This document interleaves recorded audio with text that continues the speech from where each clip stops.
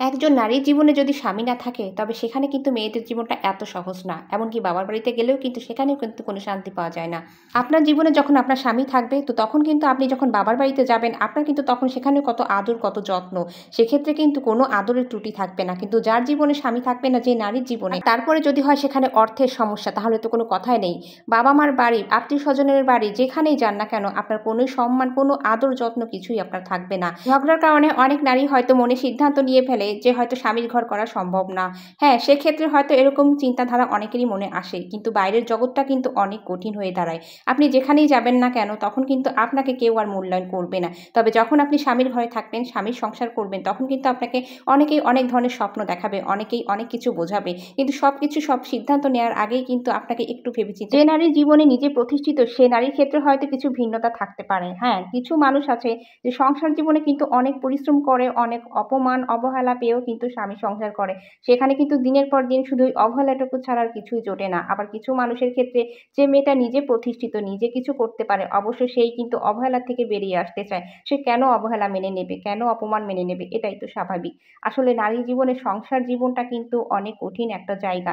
যেখানে সবকিছু মানিয়ে চলতে অনেক হাঁপিয়ে উঠতে হয়। কিন্তু মেয়েদের এই যে জীবন, সবকিছুই শুধু সবসময় মানিয়ে নাও। ওই যে একটাই কথা, মানায় নাও, মানায় নিতে হয়।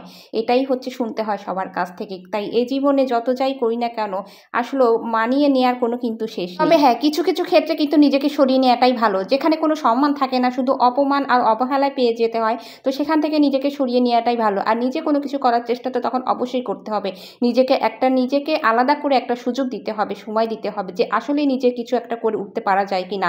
কারণ অবহেলা অপমান নিয়ে তো সারা জীবন অনেক সময় কাটানো যায় না। কারণ যারা দেখা যায় এই নিজের সংগ্রাম জীবনে নেমে যায়, অনেকেই অনেক কিছুই হয়তো দেখা যায় যে সফলতার পথ খুঁজে পায়। তো সেক্ষেত্রে হয়তো কিছু করার চেষ্টা তো করতেই হয়। আর তবে হ্যাঁ, স্বামীর কাছ থেকে নিজেকে সরিয়ে আনার আগে অবশ্যই তো ভেবেচিন্তে নিতে হবে। একজন নারীর জীবনে তার স্বামীকে ছাড়া পথ চলা কিন্তু এতটা সহজ না। এই নারীর জীবনে কিন্তু অনেক অবহেলা অপমান কিন্তু তার জন্য আবার অপেক্ষা করে। তখন কিন্তু তার নতুনভাবে সবকিছু ভেবেচিন্তে চলতে হয়, নতুন জীবনে পা রাখতে হয়। বিয়ের আগে যেমন একটা অন্যরকম জীবন, বিয়ের পরে হয় তখন আবার অন্য আরেকটা রকম জীবন।